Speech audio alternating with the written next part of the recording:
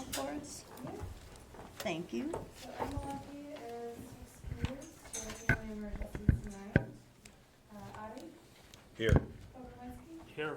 Stallman, Here. Granish, Here. Warren, Here. Watson. Next item on our agenda is minutes, and there's none. Okay, but we need to approve our agenda before we go Sure. on. I'd make a motion to approve our agenda, removing unfinished business day. Second. All in favor? Aye. Those opposed? Agenda's been approved. So you removed unfinished business. Next item on our agenda is to open up the public hearing for the proposed rezoning of 24473 Sumpter Road, Belleville, Michigan, from C2 General Commercial to, excuse me, R1 Country Home Residential. Chair, I'll make a motion to open the public hearing. All in favor? Aye. Those opposed? Public hearing is open.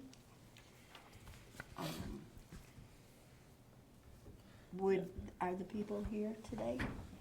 Yes, but before we move on, I just want to Okay. clarify, we're just moving unfinished business to after new business, correct, or? To open always- floor. It can be discussed in open floor, but, you know, the motion was to remove it from the agenda. Is there a reason to remove it? My understanding was there was additional information that has come through that the commission has not received regarding the easements and the previous planning commission, minutes regarding, that particular plot. So I made the assumption that, we wouldn't be able to talk about it tonight because that information has not made it to the commission. I apologize. I thought we were, sorry, Madam Chair, I thought we were moving it to open floor. You can discuss it in open floor at any We can. time, yeah. Okay. Yeah, that's not the issue, but I was removing it because this commission did not receive the documents that I received, which were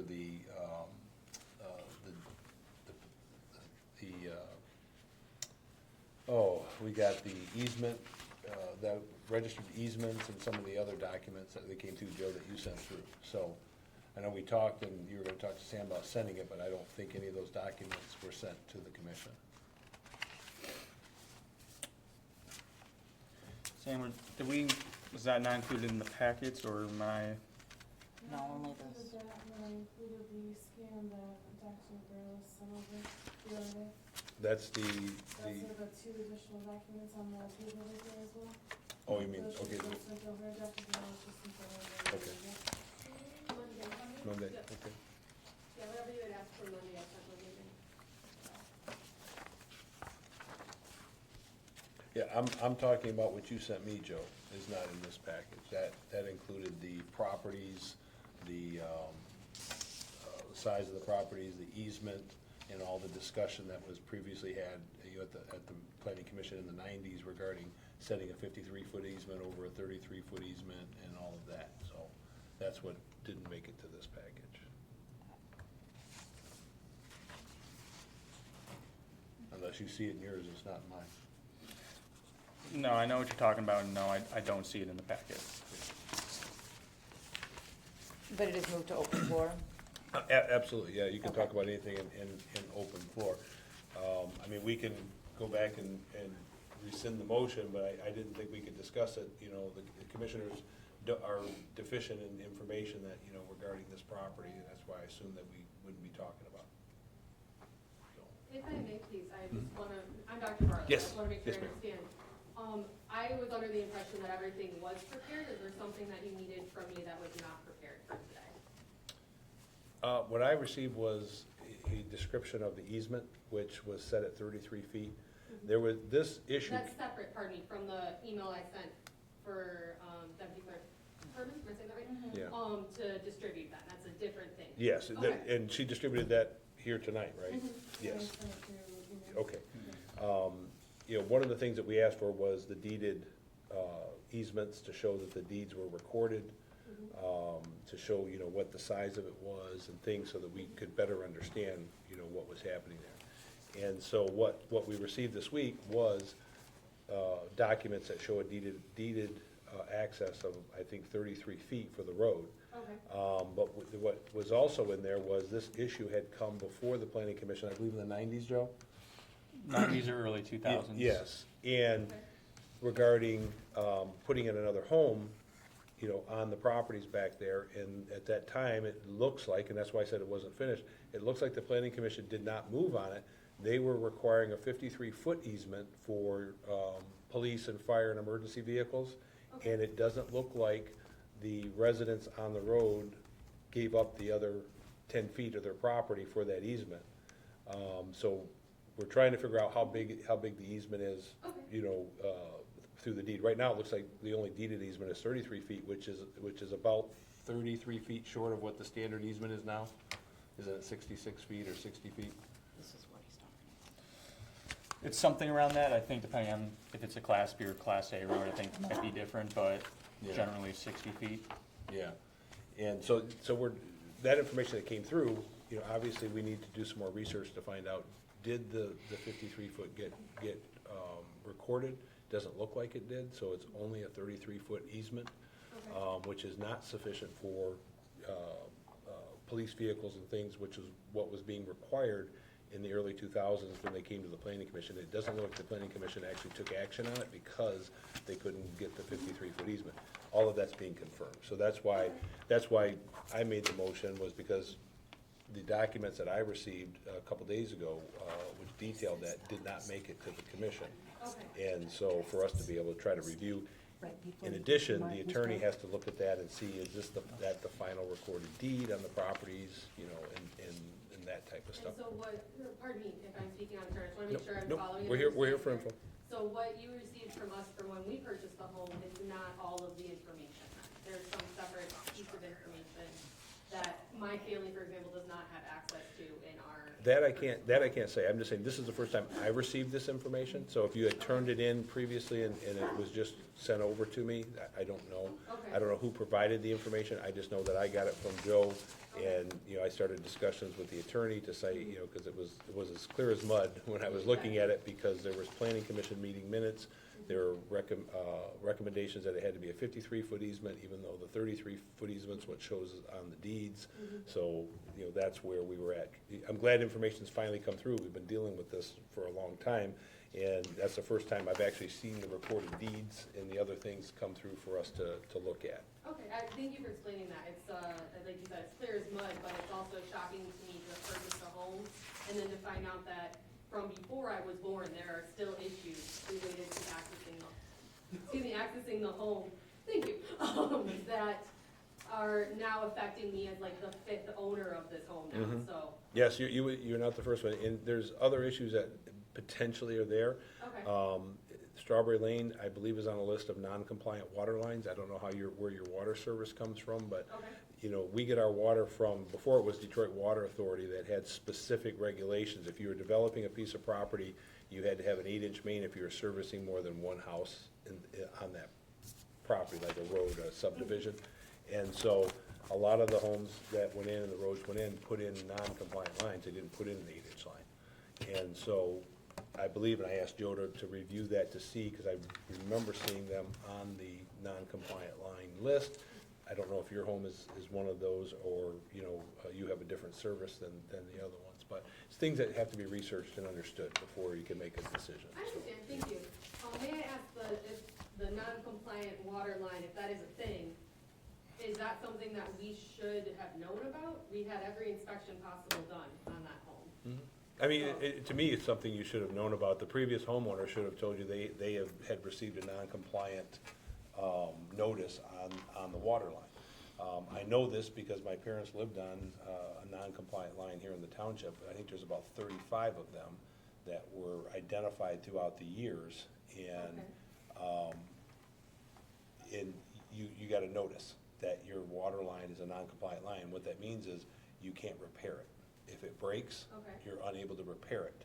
And so, you know, so there's things that come with it. I'm speaking with the knowledge that I have. So please, not everything that I'm saying here, you know, is just what I understand and what I understand of it. So, So there's just information that more information we need about Strawberry Lane before, I think we can kind of make a decision on where this is going based on where it really is at. Where we think it's at may not be really where it's at. Yeah, well, my concern is I now have very different concerns than just, can I continue with what I already do for my profession at that property?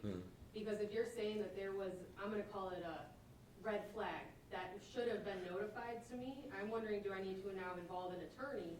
Because that was never communicated to me at all.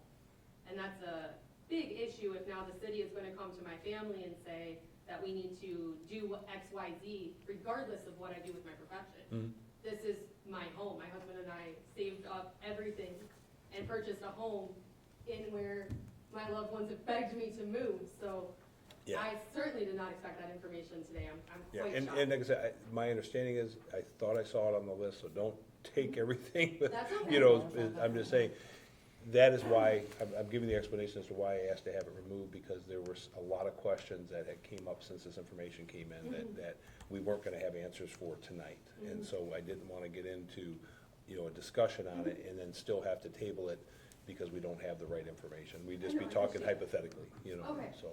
Well, that's certainly a very scary topic, and I look forward to getting more information on that, if that is the Yeah, case. But- there is, you can research it, there's all kinds of information that's already been posted. There's been hearings on these non-compliant lines. Ask my husband to come, please. Yeah, so, there's a lot of, information out there that's on that. It's not just here at the city, this is stuff that they had public hearings on to discuss the non-compliant lines that are I in the community. read line by line that entire, I guess, deed it's called, when you purchase the home, and there is no mention of a lien against the water or something. I don't know what you, the fancy term There for it. wouldn't be there on your deed. So I don't know how else I should know, beyond we And I couldn't everything. tell you how that's supposed to be conveyed to you. Okay. I don't know how that goes. I don't know if the homeowner is supposed to let you know that the water service, Okay. has been deemed non-compliant or is not compliant with the current regulations, and if you have a break, you're gonna have to end up, having a new water service put in. Okay. I can't go into all that stuff. I can just, say that, I know of it because my parents were on one. So I know Okay. that they got the letter. Well, that is a huge shock to me, so Yeah. I apologize if I lost my composure for a moment, but. Sarah that is Beth, a you're huge okay. shock. I want Yeah. to clarify too, if I may, Madam Okay. Chair. If she were on a non-compliant line, since she has bought the house, wouldn't there have been some type of notification? I mean, Correct. I would think there would be, that's why I said, I would think there would be. So then when more you- than likely, she's not on a non-compliant line. I don't know. I just know that Strawberry Lane, so I don't know where Yeah, she's at on Strawberry Lane. I don't remember all of it, and I was on the board at that time. I don't remember any But results or Her anything. property is not on that. I think we're mucking the waters with that. I just want to be very careful. I'm not concerned for the safety, financial safety of my own family than I am just my practice. Absolutely. That's a big scary thing we're now discussing. So what is our next step there? How do I don't wanna show up and I suddenly get a bill that says I owe 1.2 million to change out all of the water. You guys laugh, but there has been. It's there's- understandable. Yeah, there- I there- understand. Hundreds of thousands yes. in loans, so let's. There is no remember. action on the non-compliant lines. Okay. So I was giving you information saying that my understanding was Strawberry Lane showed up on one of those lists. I didn't have time to pull that list and go back Which in is the fine. research. I'm just letting you know why I decided to move it off the agenda, because there's a lot of questions that need to be dealt with before we can make a decision on this, so. Okay. Matt, if I may, just for clarification, Commissioner Audi, if, with the easement concerns, I know that the addendum to confirm legal description, there was talk about that on this, and we had read through that prior, but my question is, with the way that the road is situated, and that being as private as it is and as narrow as it is, but with the property that Sarah Beth has, it has a ginormous turnaround. Does that suffice as far as getting emergency vehicles in and out? Well, it does for her property, but it still causes potentially, I don't know, I can't speak for the police and fire, but I don't know what that does for the other properties. But if they all have the right to that roadway, then turning around it would be the same as going down the road, correct?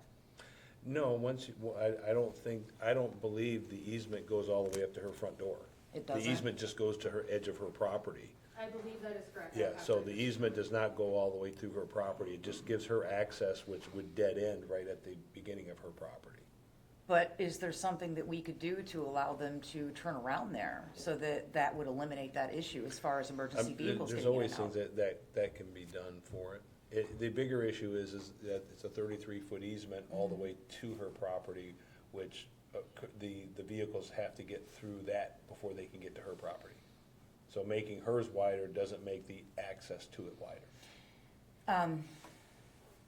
But there is enough room for a car to pull to the side for an emergency vehicle to get through. I'm sure, All I know, Nicole, is that they normally require a minimum of 53 feet Right. wide. It's usually the easement's 60 foot and that's for any wide. residents? That's for Yes. any. Then how are the houses there, but she What- can't turn that into a business? You know, back then, it may have been 33 foot. Right. Now the regulations are 60 feet is what they need for emergency vehicles.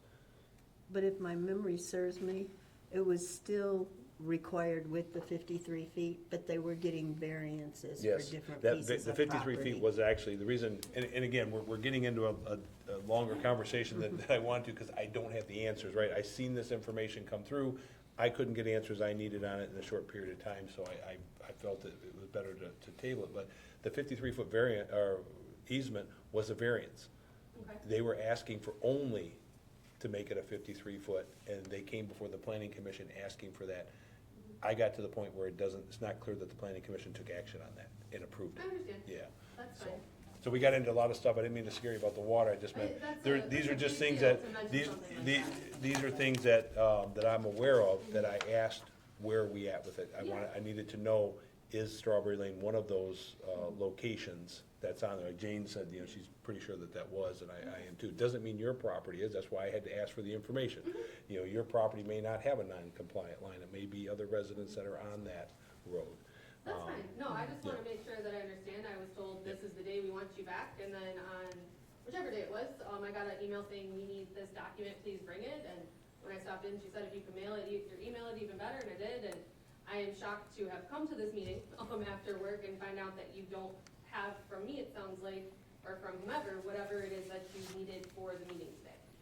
Which is fine. I understand that there are hoops to jump through, and we'll jump through them, Well, but. all we can do is ask for the answers, right? We identify the problems, and we have to ask the Joe and our attorney to tell us exactly what is there. Yeah, I just wasn't aware that there was more, so, and that's fine, those things will happen. Yes, sir. Would you state your name and where you live, so it would be on the record? Very good. Good afternoon. Good evening, sorry. My name is Jim O'Connor. I'm sorry. I live at 39900 Willis Road. My property backs up to her property. One thing I wanted to start with is, in regards to the fire and the police, I have in front of my house the fire hydrant that would be needed for rescuing her house if the fire department had to come there.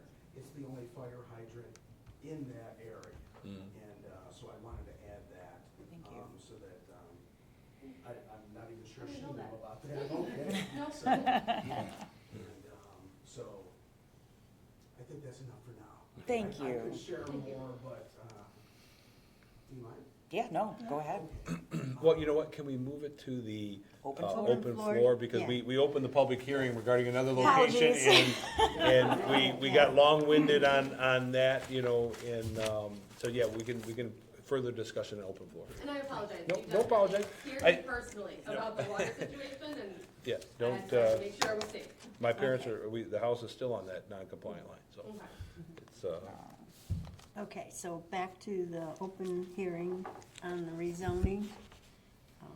We have, did you want it to speak first, or let the guest speak first? Let him speak Okay. first.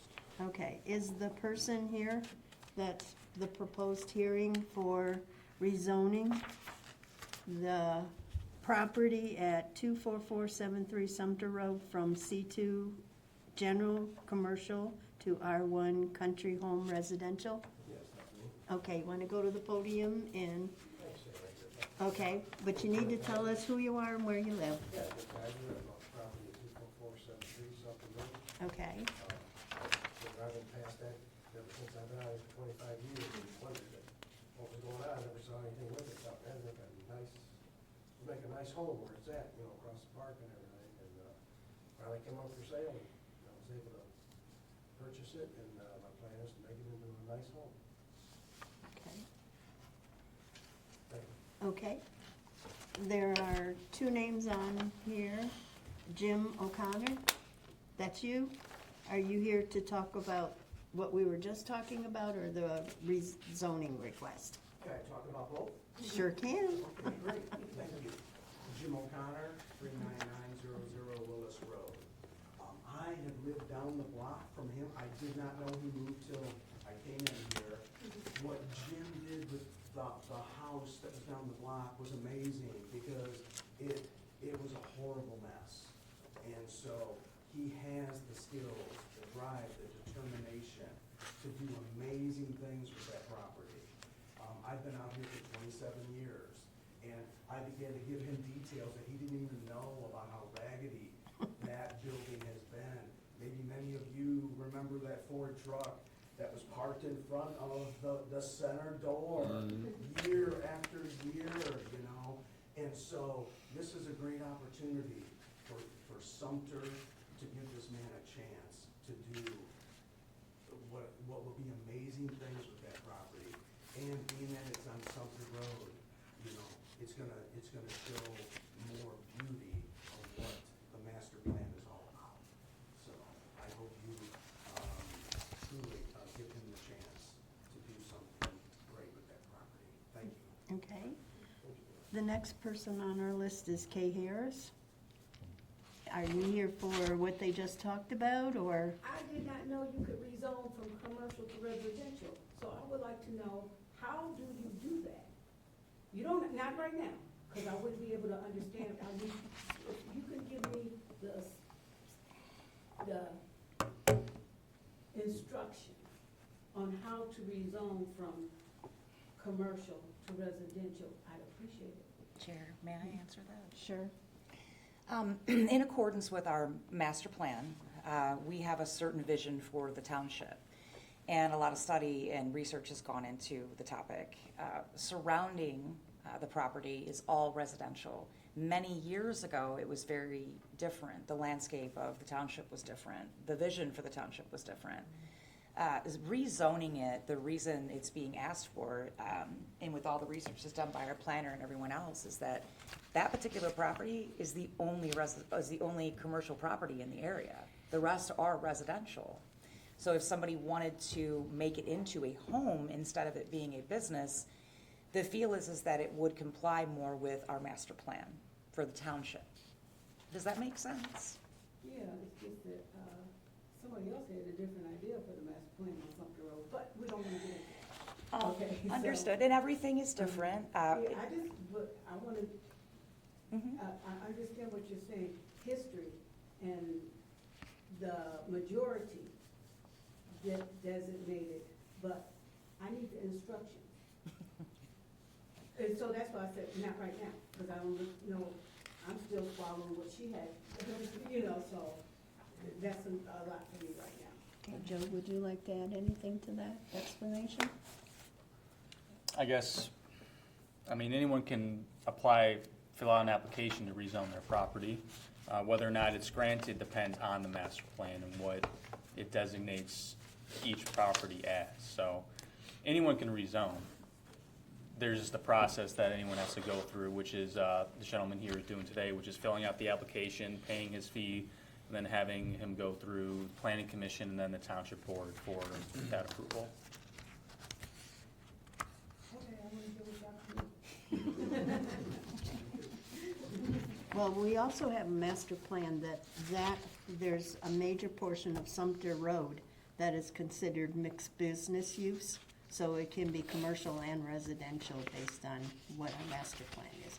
And we revisit our master plan every 5 years to make sure we're keeping up to what we see as a community for its growth and where we want to be at that particular time. So every 5 years is when you That's our- adjust it? We or look at just it to look at adjust it. again? Well, Do we you can do, adjust it? it depends on what we see at that particular time.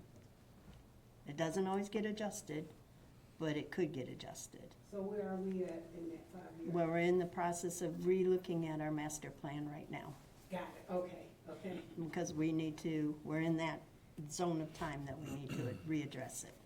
Okay. And that's why we have this expert here. He guides us and keeps us online. Okay. Does that answer your question, Mrs. Harris? It gives me more information than I had before. Okay. Okay.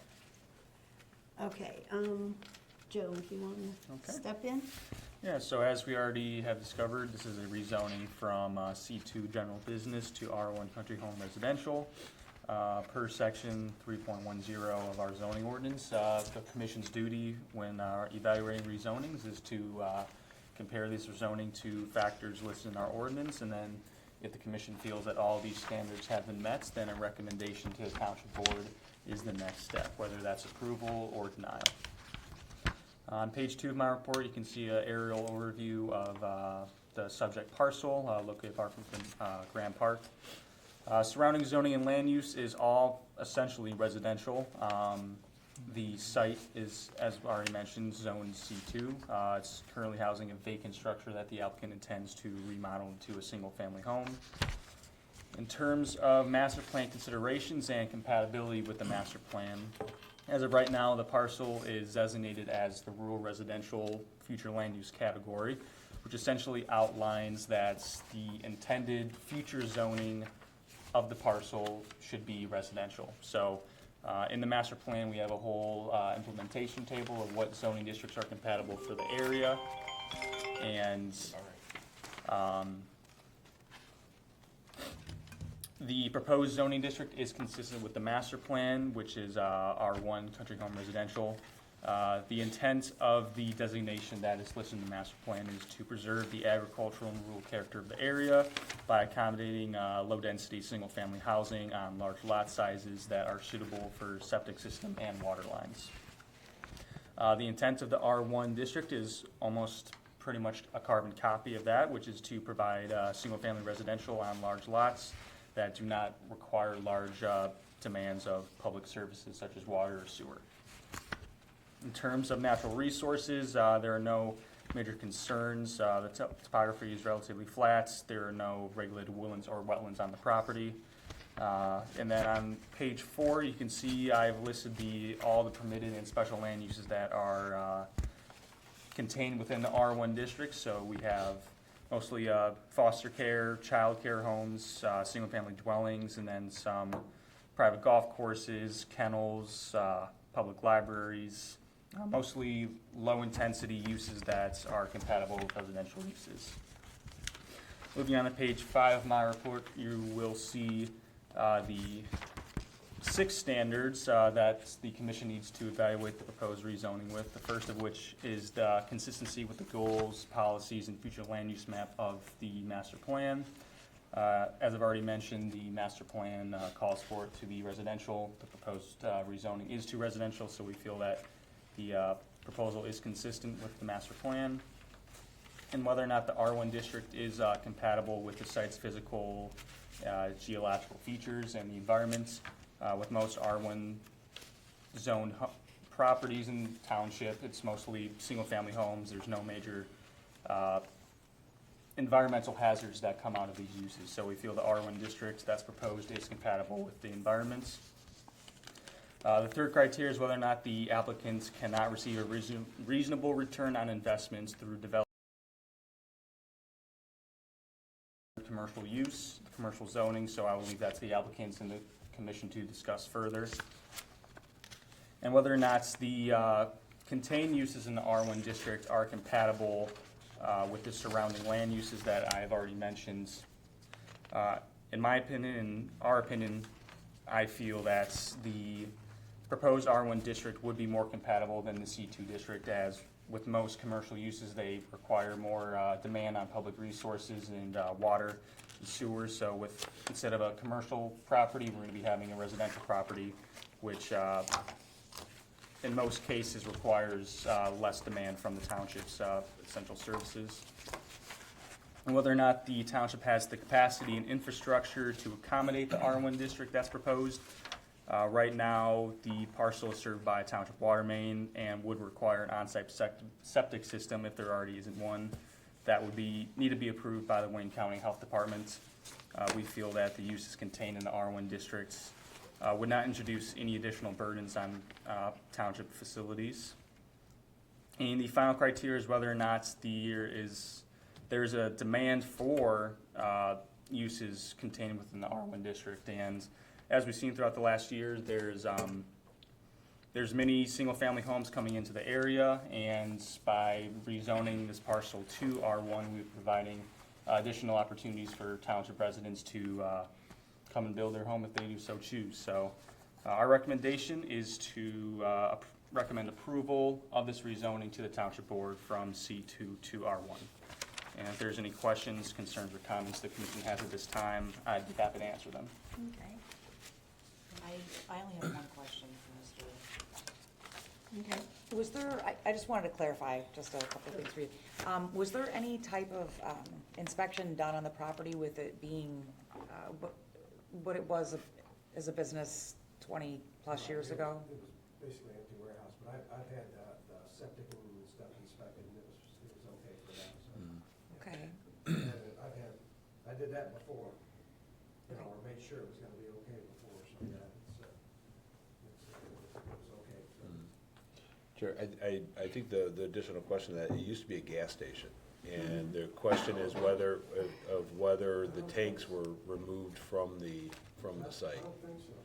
But I one thought thing that I've was heard, a it was plumbing. It wasn't, it But- was in the but- most recent times, it was a Yeah. plumbing, Before. Yeah. before that. I heard it was a bar before, a nightclub.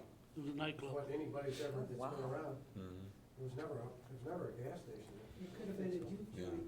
Yeah, it could have been. Yeah. I mean, Right. yeah, It was a that, bar, and then it was the plumbing guy, Huh. Yeah. family, because he just Yeah. used it to store his stuff out of. Yeah. Yeah, I've never heard I anything haven't been in about the gas township that long, but I know Jane, you've been in, and I know, John Honey, who's on the board, had mentioned Yeah. to Jane that, or to I think Nicole, it- that it used to be a gas station, he used to work there. Yeah. Now, whether he's got the lot confused or not, that's why we're asking And the that's why question. we're asking. We Right. we Yeah. just wanted to I know, yeah, it's. to Yeah, because clarify. my memory would be like in the mid-60s. Is that the property And- across from Graham Park? Yes. Yeah, Yeah. the second There lot, was a bar there. the There second was lot from the Stinky. corner, There was yeah. Yeah. Way We're not talking about the long time ago. 20s, Richard. Yeah, late 20s. Yeah. Well, we could probably, as part of the process, we could make sure that if there was, it could be researched to make sure that there wasn't, Right.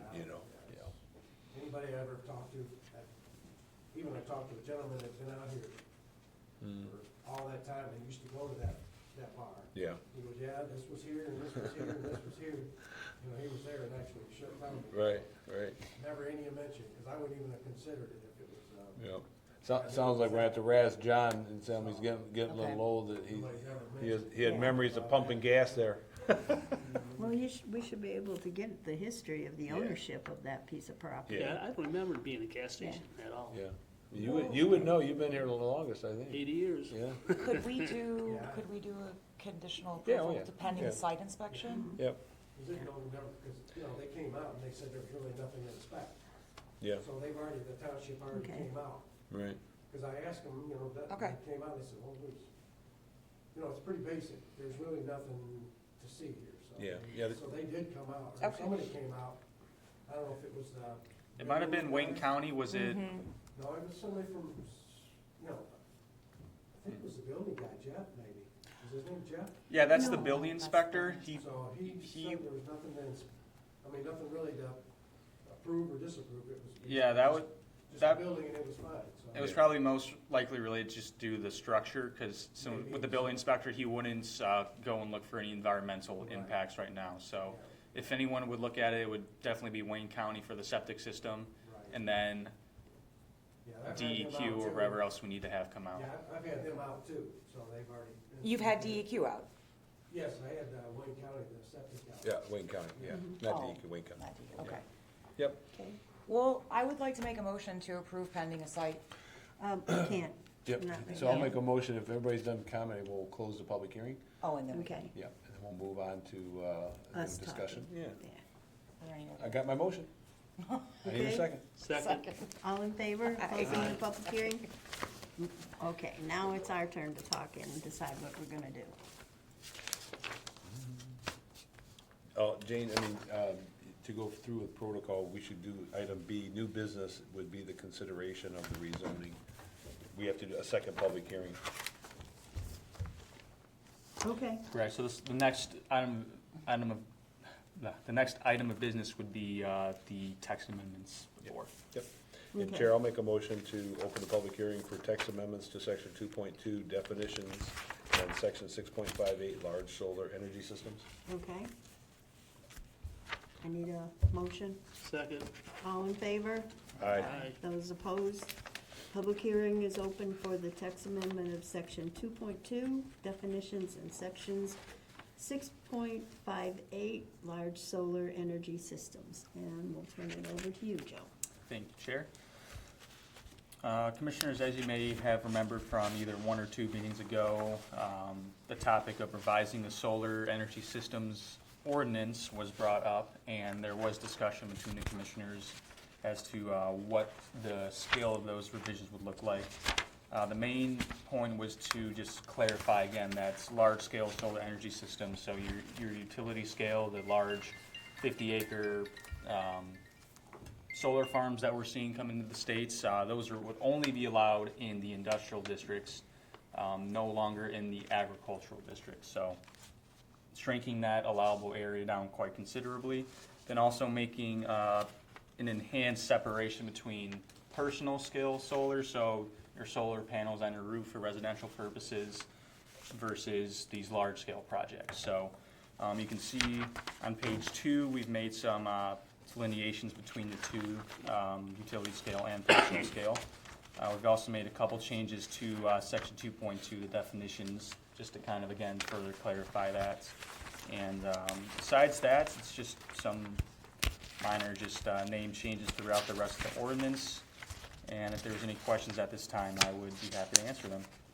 There was one more change, which would be on page 7, which talks about the escrow that would be required for large-scale projects, which the main change was setting a actual dollar amount, and then just clarifying some language there. And then also touching up on if the escrow is depleted, that the applicant would need to refill that before further actions taken by the township. Okay.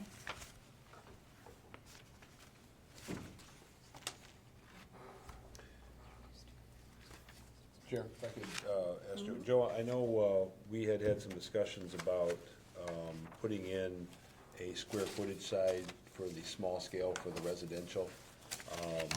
I didn't bring my notes to those discussions, but there was some recommendations that for a homeowner, maybe that the size of their field might be 3,000 square feet. And I think that's where we stuck on, it was about 3,000 square feet, Joe, or 1,500 square feet. The idea is, in a residential neighborhood, you don't want to have a 1 acre site of solar panels, for somebody who's saying they're just feeding their home, because really what they're doing is selling back to the grid. And that then becomes a commercial, venture when your intention is to sell back to the grid more power than what you use, right? Excess power is different. Most systems have the ability to push back, but when you're building it to push back more than what you use, that's where it becomes more of a utility scale or large scale. So I'd like to see those square footages kind of make it back to us for discussion to see what is the right size And this is for for the personal. personal scale? Yeah, for the Okay. personal scale. I I know we have. I guess know- a solution, if the commission's comfortable, is just using the accessory structure Yeah. square footages. So based on the parcel size, Yeah. say they have, I can pull up the conversion chart, but essentially if they have 1 acre, they're allowed, I think, 1,800 square feet of detached space. So say they have a 500-foot shed and they wanted to put some solar panels out, those panels could only encompass the remaining 1,500 square feet. Right. So that's something we could base it off of, or if you'd rather have that stated, I guess, explicitly in this ordinance, so there's no confusion, we can definitely do that. I personally think we should state it. Yeah. Then it's clarified and it's not suggested or interpreted. Can definitely do that. Okay. So is the commission comfortable with the accessory structure square footage, or do we want to limit it to 1,000 square feet, or is there any specific number we want, or is that something we're okay with leaving? I personally think the accessory, because we have some bigger pieces of property Mhm. that, you know, they might have a 5-acre property or 10-acre property Okay, with accessories that are, perfect. Okay, we can definitely add that. okay. Chair, if I could ask Joe another question. On the section 2.2, in the third sentence, the third line where it says for the large-scale commercial sale, should we change that to utility scale? Since we're using utility scale and moving away from the language of large, large scale, that would be utility scale, commercial sale. Since everything else is utility scale, solar systems and things. Okay. And the other piece was, I know we said 10 acres was the minimum for a utility scale. It seems like it should be bigger than that for utility scale. Like maybe a 20-acre contiguous lot.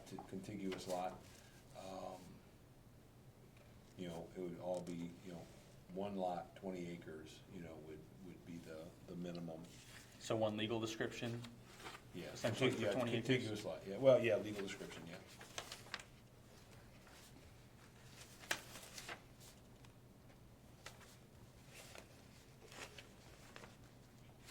And for the bond, do you think, I don't know if 25,000 is enough to decommission, and I'm wondering if that should be 25,000 for every 10 acres. I don't know what it costs per acre to decommission one of those if somebody just abandons it. I don't know what that cost is. Is this on page 7 where it's under escrow? Yeah, under the Okay. escrow. So I believe that 25,000 is just for the administrative process, not the decommissioning. Maybe I perhaps looped those two together, and that's where the confusion's coming from. So be I may have just decommissioning. assumed that the escrow was for, Decommissioning? yeah, Okay, because I see on page 5 here, for decommissioning, that they need to provide an estimated cost of decommissioning. yes. So, do we need to, require them to have a bond? Them telling us it's gonna cost, 50,000 and then not having the money to do it and, leaving the site, undecommissioned.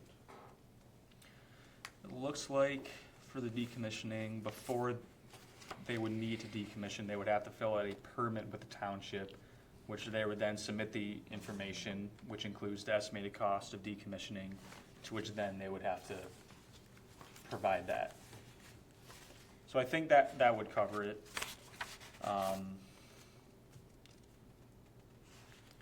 If you want, we can take a look at it and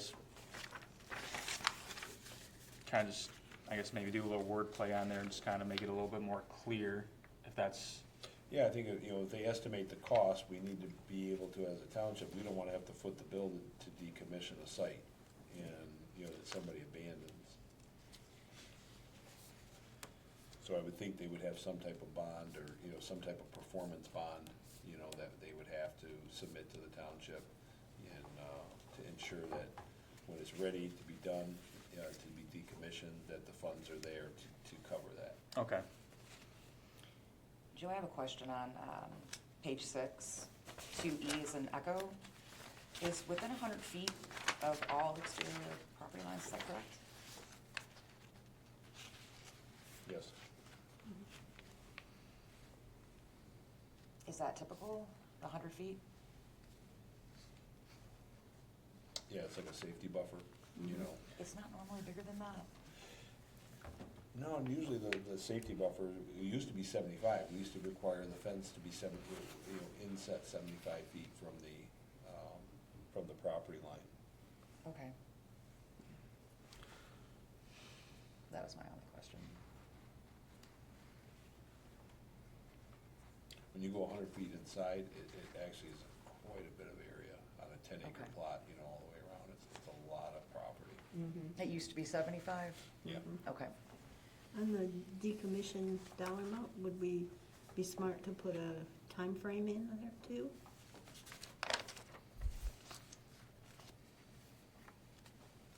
Maybe, we have to put in that, maybe 6 months or 12 months from the time that they stop selling power, that, Right. has to be decommissioned. Right. I would do a year to 18. Yeah, I would think a year to 18 is reasonable, because sometimes you Because lose it's your held up contract, in- well, you lose Right, your right, contract, right, you get, yeah. different stuff, so. Okay. Okay, any other? We just had a recent guest. Did you come to want to say anything at our public hearing? Okay, I just didn't want to leave you out if you wanted to talk. Okay. Hello, Don.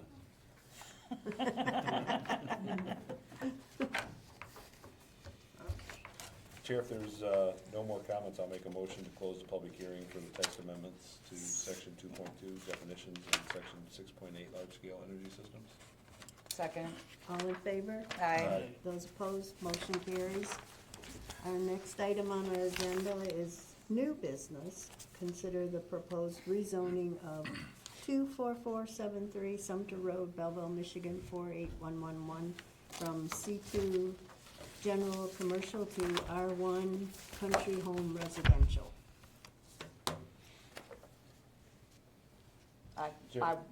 I would like to make a motion Matt, do you have something on that? Yep, I do. Okay. I would like to make a motion to approve the rezoning with, a review to ensure there was not a previous gas station there. Just have to review the property records, on that. And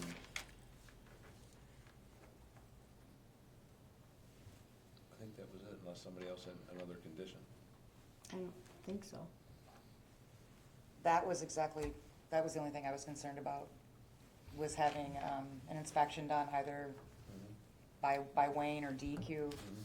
And I think the second one was to, as long as the planner is satisfied that it's not it doesn't create an issue with the rezoning to residential, and it doesn't have 150-foot frontage. Our residential lots are required to have 150-foot frontage. It's got 125, so we want to make sure by rezoning it to residential, it doesn't become a non-compliant lot.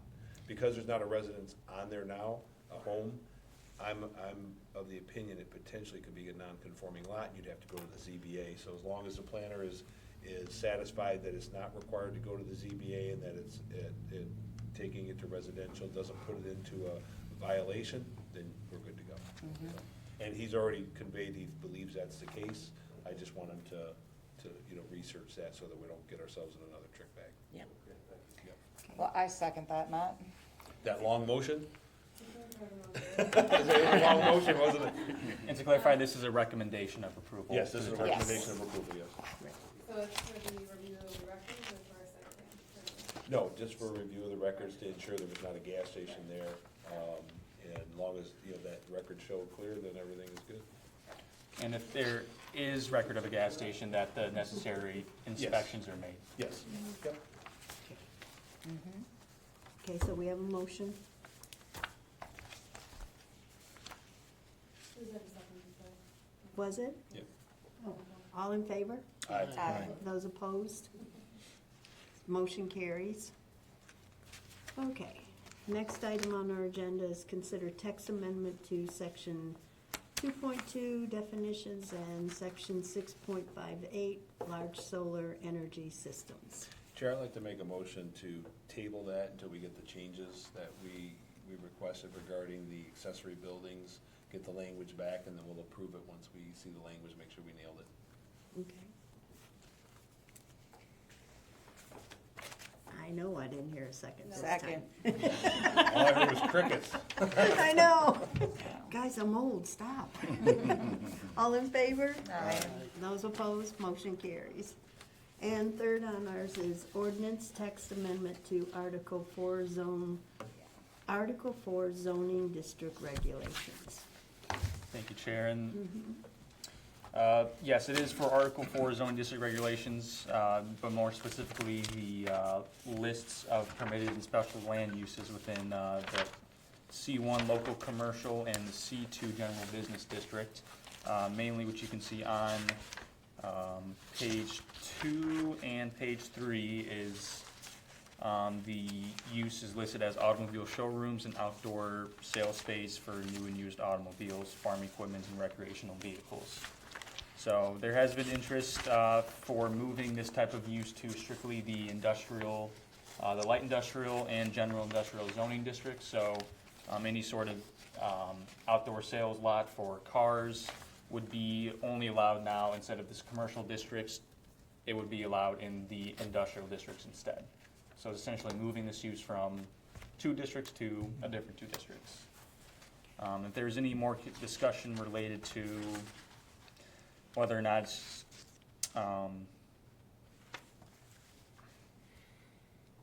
sorry, trailed off. That's it. So just to be clear, Joe, so is it everything under the definitions of 2.2, including automobile washes? Or is it just, auto dealers? It would just be the showrooms and outdoor sales space. The reason for section 2.2 being there is just for the commission to be aware of what is, I guess, all the different types of automotive uses that are defined in the ordinance. So in case the commission wanted more separation between, for example, where what we're moving is new and used automobiles, farm equipment, and recreational vehicles. Say if we just wanted to move used automobiles to the industrial districts but keep farm equipment and recreational vehicles in the commercial, that would just require new definitions to delineate those uses. So that's the purpose for those definitions being there, just for reference.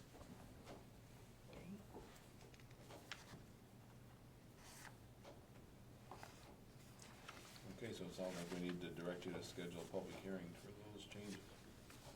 Oh, that's right, okay. Can I have a motion to request a public hearing on this? Motion to request public hearing. Support. All in favor? Aye. Those opposed? Motion carries. Okay, so our deputy clerk will do that for us. Okay. Next item on our agenda is open floor. So, do we have any guests that would like to ask a question or clarify or anything? Again, crickets. I do want to make mention, though, to what Mr. O'Connor was speaking about the fire hydrant, to that area being located directly behind her property. I would think that would offer some more stability in looking at this. I know we want to look at the easement issues, and there's some additional information. But if we find that information with the easement, it suffices where we could move forward, would that be the only thing that would stand in the way of us being able to do that for Mrs. Barlos? Well, I think it's some of the similar things that we've been talked about before. It's the easement, it's making sure that we have, the ability to provide public safety, down the road. It's also determining, we have residents on there that, are not thrilled with this. It's a private road. So we have to look at the residents that are on that road, and, we have to look after them too, right? They moved on a private road.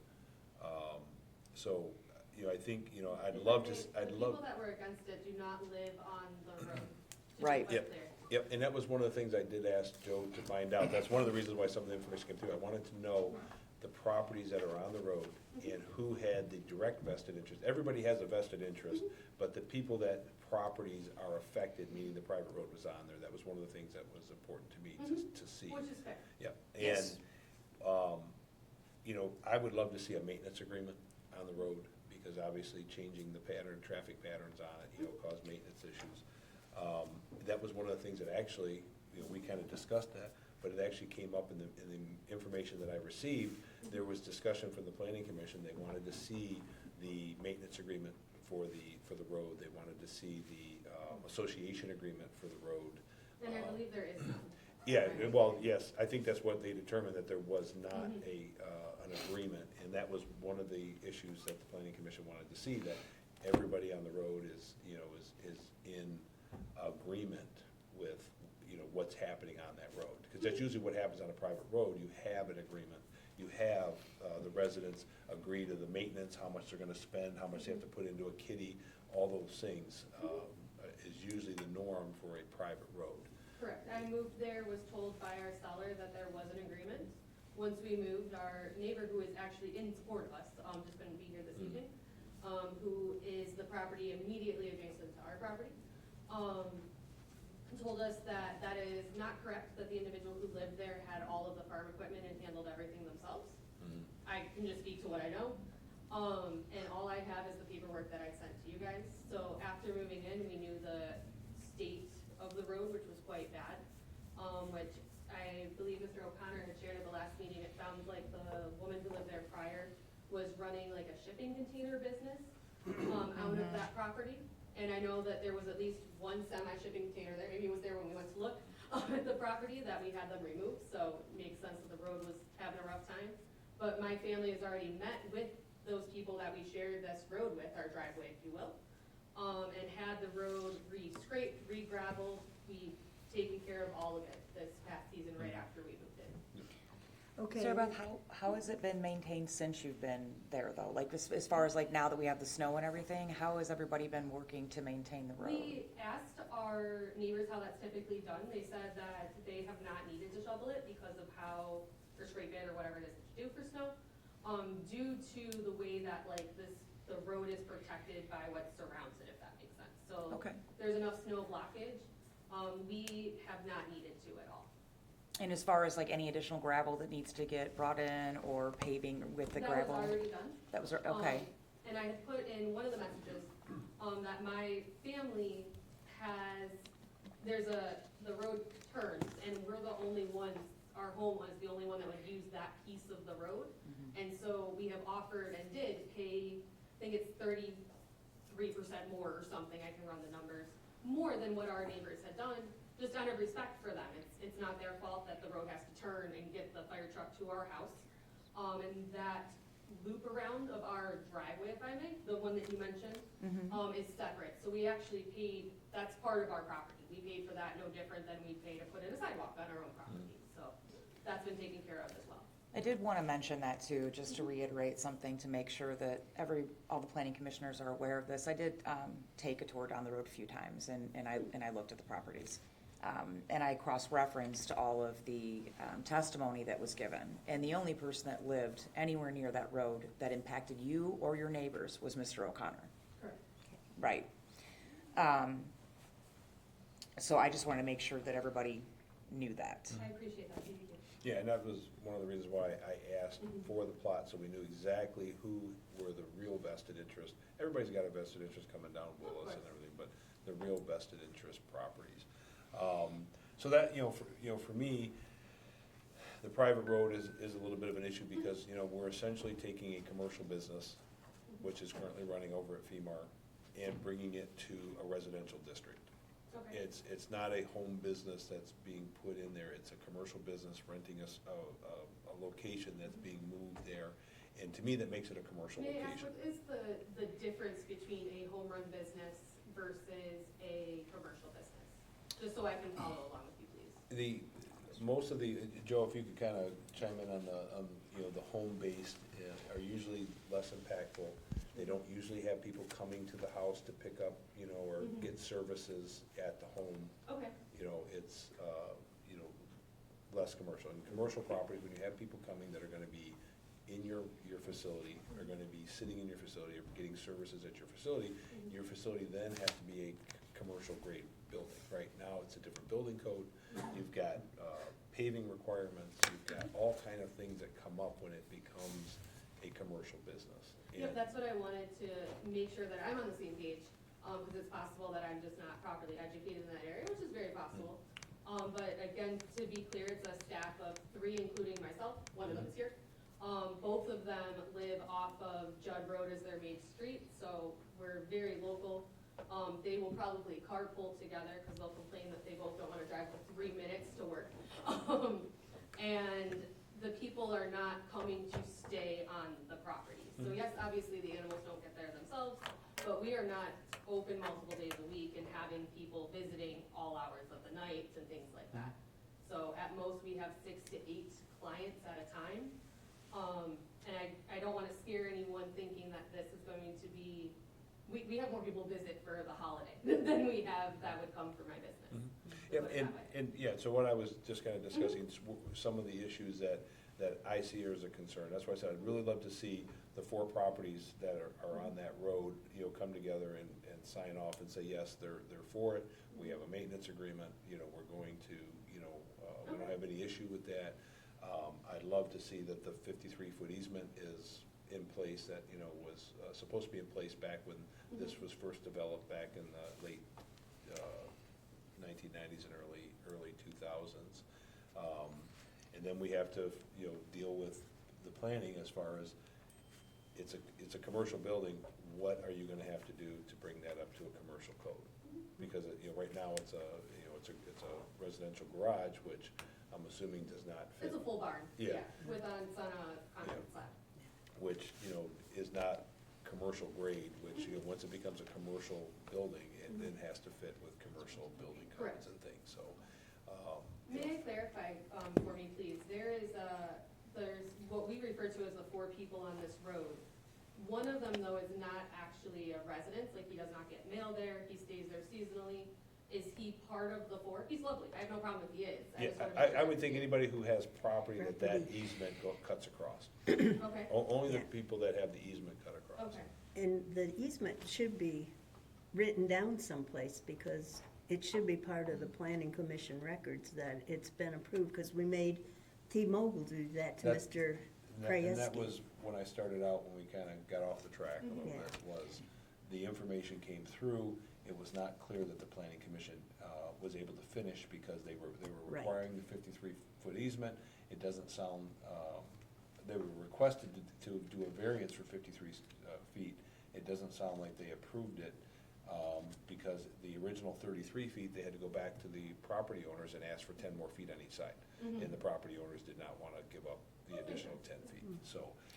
But again, that's 20-some plus years ago, so we're just now reading this stuff, and now we have to kind of get in and figure out where did it permanently land, what was the final gavel on it, and, sometimes reading things that you get and don't have the full story can be dangerous, Of so. course. No, I That's why I didn't want to scare you, I wasn't trying to scare you. That's okay, you did a little bit, I Yeah.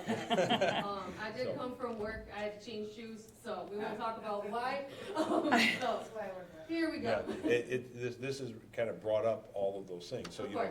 because you're asking for a special land use, which is generally only reserved for commercial properties. I mean, I don't remember ever being on the planning commission since 2008 that we did a special land use for a residential property. And so, Well, the residential property is agriculture, just to clarify. Yep, I know, I just meant for a home residence, Oh, right? This is an agricultural property or where there's a primary residence, where we would do a special land use variance.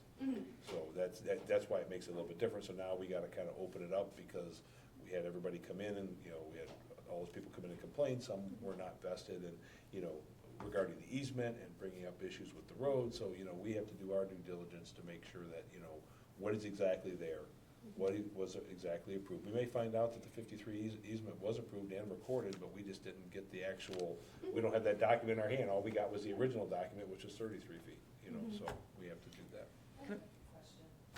Yes, ma'am? Who actually owns the easement? Is it a certain residence, or is it divided between the four that actually share that road? And is it actually an easement or is it a private drive? Because it keeps getting flipped back and forth between the two. And I just question. don't- When I built my house here in 2006, I have a 33-foot easement. And I can get us, they've brought semis down there and turn around in my driveway. So I don't see what the issue is with a fire truck, which I used to do in the past. I could get that thing down there in reverse. She worked EMS, so yes. So I just don't understand what the issue, why is it on now double to 66 feet when 33 feet is more than enough for any emergency vehicle to get up? Well, I'd have to turn that over to the state of Michigan and the fire, codes and things that they, that's So where they. changed it. Yeah, they require a certain amount of feet to be able to turn the vehicle safely, to get down there. I mean, backing up down a road, when there's an emergency is less speedy than being able to drive down the road and get to it. So it's what they have decided with the turning ratios and things, that they have. That's nothing that we decide. That comes from the fire department and and the police department. My easement from way back when is 33 feet. Mhm. I don't plan on making it 66 feet, and I'm 500-600 feet off the road.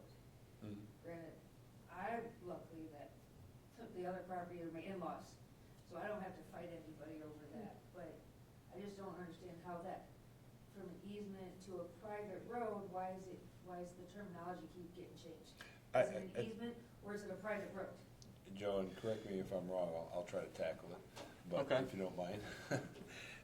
The easement is what is established for the private road, for your access, Okay. right? And so, you have 5 people that, I don't know if there's a 6th back there or not, but there's at least 5 that have that easement, which is used for access. And again, that goes back to the definitions. It generally is for residential access. Okay. And so that easement is established on each of those properties, and you have a legal title to use that easement. So, but who does it actually belong to? Well, Does it belong to me? it belongs to everybody. It's everybody? Yeah. Okay. It's Yeah. a shared. Yeah, it's like shared, Okay. yeah. I think Amy's asking, she wasn't here at the last meeting, that the gentleman, one of the gentlemen, the one who had sent the message, had asked about selling us the road. And so there was a big question about trying to get my business to purchase his property because he quote unquote owns that piece of the road or what have you. So it's definitely been. Yeah, I don't think he could sell the easement because it was also used for utilities, right? The utilities go in the easement. Yeah. And so it's, the easement is established for you to run your utilities and to have access to your property. And so that's why the meeting, I think, blew up the way that it did, was they were a big piece of that meeting, unfortunately, so. But I'm still just, I don't understand why in some instances you're saying easement and other instances you're calling it a private road. Are they the same thing? You need the easement to have the private road. Yeah, you need the easement to be able to drive your vehicle on the road. So I Just can call it a road, rename it could be the dirt, Okay, so I can rename it anything I want, Well- basically. I'm just confused on what the two different things mean. Well, I understand what you're saying. It's an easement for you to get access. Whether you want to call it a road or a private road, So it's the same thing? Yes, and the reason it's a private road is it's not owned by the county. Mhm. Okay. Otherwise, the county could come in and do whatever they want on your road. So the residents got together, they put in their own easement, and they have their own road that they maintain. That's why it's called a private road. Thank you. Commissioner Audi, I just wanted to back up on something that Sarah Beth had brought up too, just for clarification on this, because you had mentioned the rezoning, right, and it being residential, and then, so anything that's classified as an R1 can have a special land use for things like daycares and things like that. Those create more traffic than what she would be doing. Far more traffic. And we have home businesses on Sumpter Road that are daycares, and their drop-off times at the same time, when everyone and all the buses are going down Sumpter Road, it's never been an issue as far as congestion. And we're talking 2 days a week, scheduled appointments, all at different times. An Amazon driver's not gonna cause that much traffic down a road. I just want to make that a point in us considering this special land use Yep. for Sarah. And- That's all. And I agree with you, the difference here is that those are all on publicly Public maintained roads. roads. You know, Maintained by. this is on a private road, and as I said, Right. if the residents on that road, if they came in and all signed off, and you guys had a maintenance agreement, and they were all for it, it changes the dynamics tremendously, Sure. because it's a private road. You know, having a daycare on Sumpter Road and having people come to it is different, because that's a county-maintained road. Sure. I mean, I live on Dunn Road, and there are 2 businesses alone on my road, more that are not registered. At least you're doing the right thing. I thank you for that. Amy And yells at me. She's like, why did you do this? and our road is a public road, but it's a heck of a lot worse than her road. And at 3 o'clock in the morning, when people are trucking in their dirt, it wakes me up because they hit the holes. I mean, I think, you know, we should take into consideration what Sarah Beth has done in the community. If anyone doesn't know who she is and what she's done for the community, there is nothing that she would not dot and cross when it came to running this business on a private road to make sure that the road was maintained, even as far as going to maintain that road herself. Am I correct? Yeah, we've already done that, we've shown that, and that wasn't even on purpose, that's just who I am. And the thing is when she first moved in, and I was going to her house, one of my cars that I drive in the summer is a little Dodge Dart, and it was, she wouldn't have the road regraded, so I can drive it to her house. Yeah. So, yeah, she's not gonna let it get out of control, well, one, because I would refuse to go to work, but she's gonna make sure it stays, unlike the big huge craters it was when she Sure. moved in. I mean, I'm sure there might even be something contractually or something that we could do to even mention that and just not to mention again, but even the fire hydrant being directly behind her building, We also your have road a is not well on the much, property Separate from our city water. yeah, and it's, your road is not much smaller than my road, and I live right next to the police department. They're always in and out. Yeah.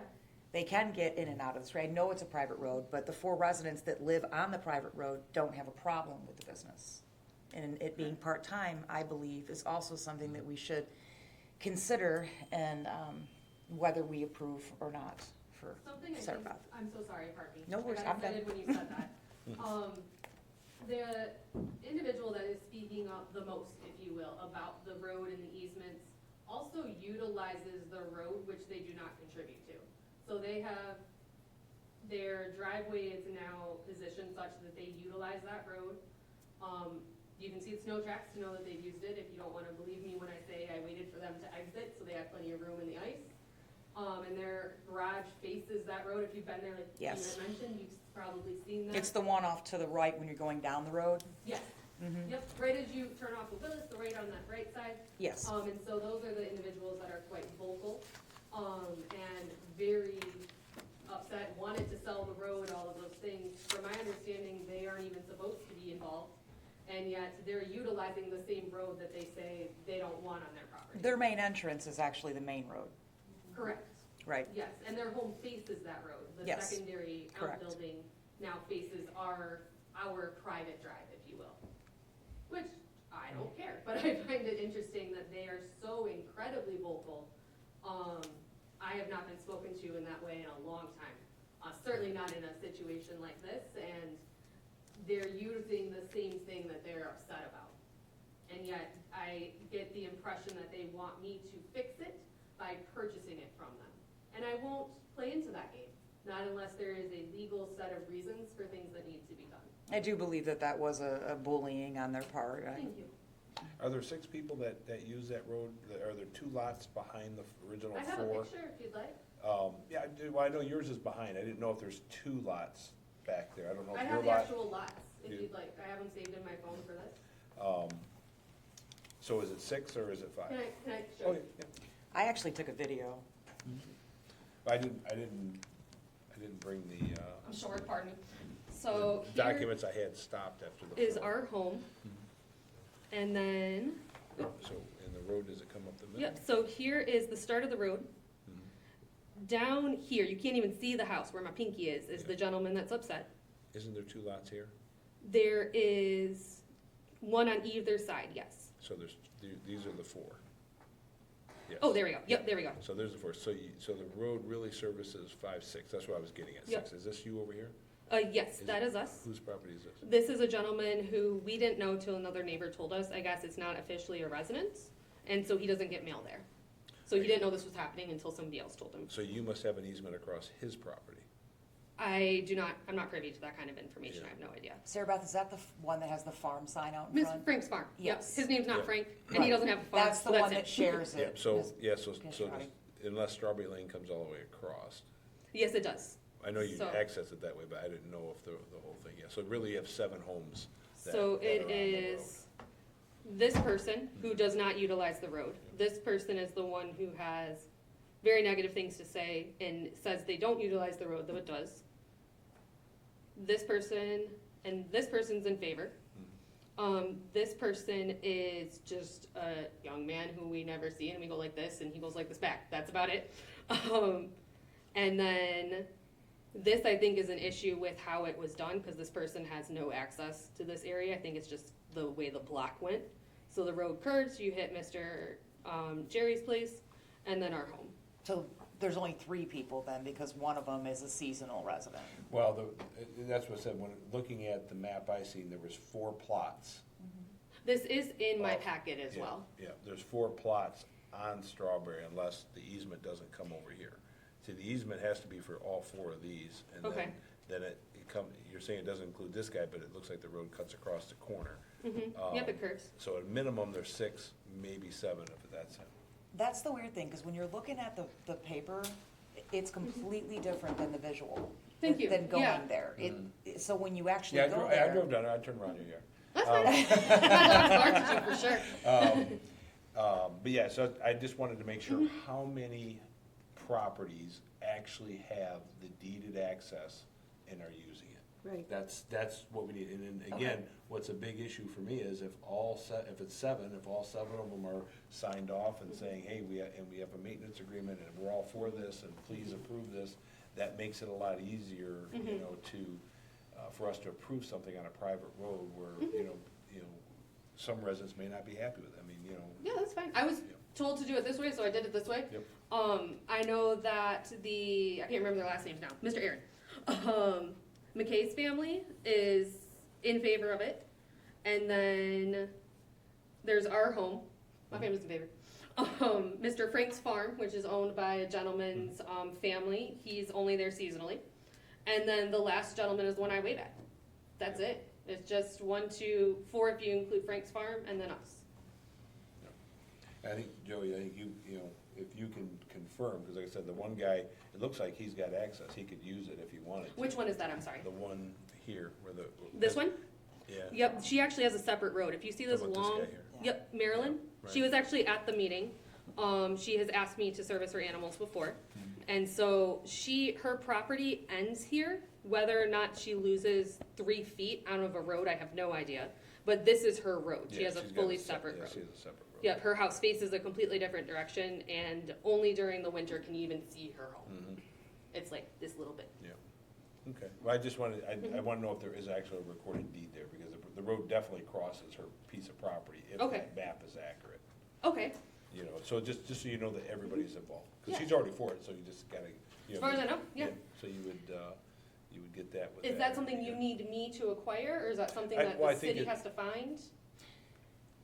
I mean, I think that part of it, in good conscience of the commissioners in looking at a private road, is that they want to make sure that the people that are impacted by it are in agreement with it. So Okay.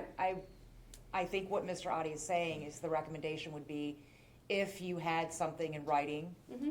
that they were all in agreement with this, and some type of maintenance That's proposal was done, Yeah. it would be a lot easier to push through an approval. Am I correct? Yeah, it does, because, How you do know. I find out who it is, though? Who is the all? That's the piece I'm not sure. I Everybody could- that's using it as an easement right away would be the all. Which would be a road, correct? Okay. Making sure I understand, because I will finalize that Yeah, this weekend and- as long as they're home. And Joe, how do we find out all the properties that have the recorded deed easement? It should be listed as part of the county records. Should be. Yeah. Detroit then. Should be in Because, the register of deeds. yeah, because when like DTE comes through the middle of your property and they sign easement right away, then there's that dotted line that shows up on that they have the right of way. They don't own it, but they have the easement right of way to maintain those. Yeah, it Lines definitely, and everything. it definitely makes it easier for the commission to move forward if everybody on the road is for it, right? Yeah, I just need to know what Yep. you need, so if Yep. you need something else, I'll jump through the next hoop. I'm happy to sit down if you'd like, I can also stay here. Nope. Yeah, I mean, just, that would definitely, help as we kind of sort all this stuff out. Yeah, again, my question would just be, if the answer is as simple as who uses the road needs to say it's okay. As far as I know, they're okay with it, and my hope is I can get that to you by Monday. In writing. In writing, no Right. problem. And I like your point about having a, agreed upon agreement of how the road will be handled. I see no issue with that either. Well, thank you, and thank you, Mr. Connor, for bringing that up as well. Yeah, Jim Kaiser, okay? Uh-huh. I want to thank you guys for your time and for your approval with the consideration. And I'm kind of going with Richard. He's been out here 150 years. At least. Well, I'm going with Richard. Jane, Yep. you were- But is that something I need to find out, or is that something that? You know, a lot of times the old gas stations, and Rich can attest to this, the old mom and pop kind of, like, corner store / gas station, where those big ugly tanks that you now see, they pump it in. Right. I mean, I remember it as a kid going to a couple of them. That's Right. where they pumped it in, so it's probably that, but it was behind a barn, in a barn, you know, so. And maybe if they have it painted like a cow, like some places, that's what. Yeah, I haven't seen Yeah. anything on the property that Yeah. would even, Yeah. and if I would have, I probably wouldn't even have considered even, buying it. But Rich was driving a couple years more before me, so maybe he remembers better than me. Well, see, before it was a watering trough, before he'd Yeah. take his horses up, then it got Yeah. gas when he got his. Oh, thanks, Artie. No, I think as long as the township records, that we have, don't show that it was ever, I mean, Right. that's sufficient, Right. 'Cause We it look could have forward to been seeing what you're bootlegged. gonna do with that property. We look forward to seeing after what Mr. O'Connor said, No, yeah. I appreciate the chance to do that, so I'd like to do it. So, Mhm. application and everything, and, so that, you say that's something that you'll be able to We'll be able to look through the records and determine Okay. what it was. Yeah. just come in and see you and Yep. we'll chance to check it out. Yeah, it would give you a peace of mind too, because, it's interesting sure. that, we have two people that have been in the community for a long time that swear there was gas tanks there, was a gas station, Yeah. and you have one who's got a great memory too, that, Right. says it was, Yeah. it was a bar, It was and, watering that's where he's got his own gas, was from the bar. Yeah, go from the bar to the, I mean, Rich and I remember the days where we could get 10 gallons of gas for $1, so that'll tell you. But not at that bill. Not at that building. And I think, as we're closing out the discussion, I think you were asking about the letters. I think Joe can probably tell you what properties, Right. you need the letters from, looking at the Yeah. drive and everything, so that way, and I think if you can get a maintenance agreement, that gets us a lot closer Right. to being able to, Right. deal with it. Yeah, when we moved in and found there wasn't one, it turned into a handshake because we could barely get a car down the road. And so we can put it on paper, no problem. Right, Great. okay. I'd like to ask the township board to, this is my proposal, to do a resolution moratorium on A1 data centers in Sumpter Township for at least a year, like we did with the marijuana, before we could do more research, because we have some prime pieces of property that would, Wait. we don't need to be on the different channels fighting it without having planned for it Yep. first. Yep.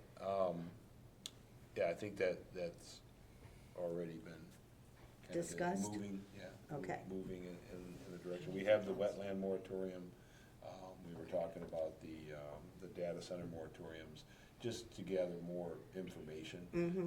With the way that the data bots and stuff are out there's a lot of misinformation about data centers and things, and a lot of true information that's out there. And until you actually get down and start investigating it, you don't know. But what you don't want to do is have somebody come in and you don't have ordinances against it, or you don't have anything that prohibits it, and they buy the property because, you know, you don't have anything prohibiting it, and then it's hard to stop them from that point. When they have the legal authority to come in and buy the property and start putting up a facility and a data center that's not in violation of the ordinance, or, you know, needs a special land use or other things that they have to qualify for, it makes it tougher to deal with. So, yeah, those things are moving through the pipeline. Good. Very good.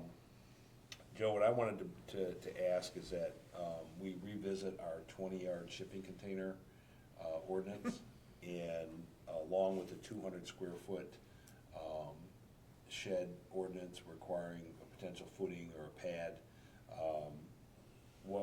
What I'm seeing is a lot of 40-yard shipping containers that are being put out on properties, and our ordinance only allows 200 square foot. And for anybody that wasn't here when we did that ordinance, our ordinance allowed a 200 square foot shed, and there was no building code for it. We didn't have to follow the state building code for a 200 square foot shed. And there was no requirement for footings or, you know, a pad or anything on 200 square foot shed. So when we looked at the 20-yard shipping containers, they've been doing some fantastic things with them. They're putting in roll-up doors on them, they're insulating them, doing a lot of stuff. We said, why wouldn't that be sufficient for a shed? And they're making them into sheds, right? They're repurposing them. So we authorized and put in the ordinance that you could have a 20-foot shipping container as your shed. And you would fall under the same guidance as a 200 square foot accessory building is really what it's called. But what we're seeing is, people, like always, they're moving and putting 40-yard shipping containers on their property. And so, not that we're against 40-yard shipping containers, you know, we may change our ordinance, but at the time, it fit evenly and nice with our 200 square foot shed accessory building. We just said, it's the same size. Why would we require anything else than what we require for that? So I'd like to review that. Maybe we keep it 20 square foot, but I think we need to look at footings, because I've seen a lot of these that are being put on the properties, and all of a sudden they're just sunk, because, you know, Sumpter is very wet, and anything that has weight just sinks right in the ground. Next thing you know, the shipping containers cock like this. The other thing that we're seeing is, again, the ordinance requires you to paint it the same color as your house. It has to be aesthetically the same as your house. And people are just bringing in these, you know, rust colored ones, and they have a blue house, you know, it just sticks right out, you know. And so I think we should take it up and revisit it and see what other communities do for pads and footings and things, you know, for their size buildings. And we should consider, do we want to move it up to a 40-yard, you know, does that make sense? And then require additional, you know, I think the old rat wall or whatever they would require for those type of things. We approved ordinances for shipping container houses, so why wouldn't we look at, you know, similar beefing up our ordinance for shipping containers, period, that, you know, people could use as accessory buildings? And some of our residents can't count. Yes, it's one. It's one, and it's like, well, it is one, Yeah, and that's right. one, and one. That's right, yes, yes, right. It's like the never-ending blast. So if we could ask Joe, if you could, you know, start working on that, I think it'd be beneficial to the residents for us to, you know, get that under control. Absolutely. Can I ask a question? Mhm. I don't know where this might start. With the road, and you might have a better idea because you guys have visited the area, but I believe it is greater than 33 feet, because if Amy's driveway is that size, ours has to be at least double that. So is there a difference between what it actually is? 33 feet is actually pretty long. You know, 33 feet is actually very long. You probably are looking at, your driveway is probably only 20 feet. Ours? Yeah. The private drive? Yeah, I'm talking about the width. Okay. Yeah, the width. Mhm. I think this building here, what are these, 4 foot? So this is 1, 2, 3, 4, 5, 6, 7. This is 24 feet across this. Okay. So a 33 foot, It's gonna be longer. yeah, would over there. So your Appreciate that. your driveway is probably about maybe 15 to 20 feet. Okay. The actual, you know. And Right. a good way to visualize it is, in the olden days, people, when they bought a piece of property before a certain year, 1958, they owned to the center of the road. Mhm. And now when after they grandfathered all of those people, anybody buying new pieces of property, they don't own to the center of the road. They own 33 and a third from the side of that road, so it's 66 feet that they're actually part of that road.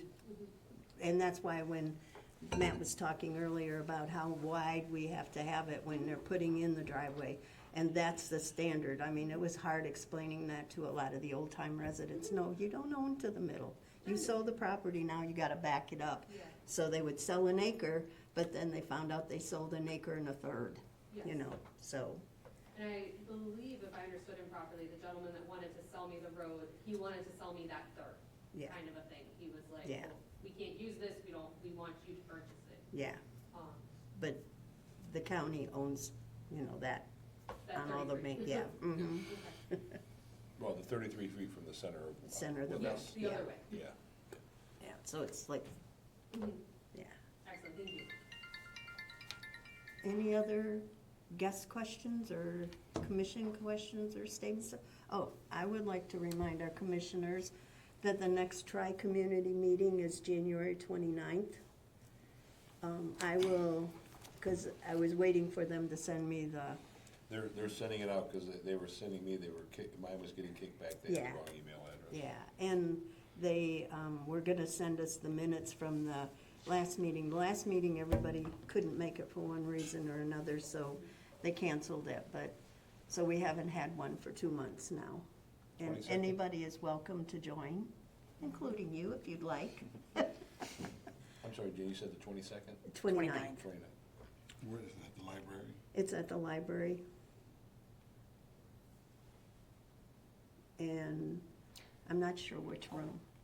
Was it at the library, or did they change it back to Van Buren? I thought it was Van Buren. The last one was at Van Buren. Yeah, I thought Yeah. it was Van Buren and Well, the, because they double booked the library, so I'll double check Double with check. Ron Aker and then let you guys know. And do they keep it at 5 or do they move to 6? They moved it, Okay. yeah, because we told them that it's great for you guys, because it's where you are, but it's not great for all the rest of us at work. Right.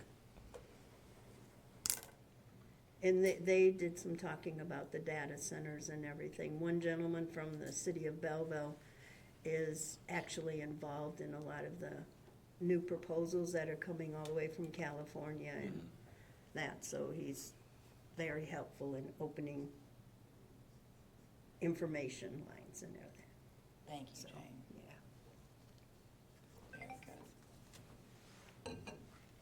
Chair, if Any other- there's no other comments or anything, I'll make a motion for adjournment. May I ask if there anything else that you need from me, other than the maintenance and the signatures from my neighbors? Do I have to look into the water thing? You scared me, I almost certified. No, I mean, I think you should know if you do have a non-compliant line. I mean, you know, I don't know, I'm assuming when you bought the house that, you know, they would have told you, so if they didn't tell you that, you know, I don't think you have to worry about it. It may be other residents that are on there that may have issues, but, you know, I didn't, like I said, I didn't mean to scare you. That's There's okay. there's 35 of those in the township, you Okay. know, that have been identified, and they've been like that for, you know, 20 or 30 years, so. And so I just wanna make sure, cause I don't wanna waste your time, and I don't wanna waste my time. Yep. If there's other things that you need, I wanna make sure we get all of those going. And just, I need to know what next meeting I can choose. So we have a motion to close the meeting. I'll make the motion. Those in favor? Second? I'll second. Those Again? in favor? Aye. Aye. Those opposed, meeting closed.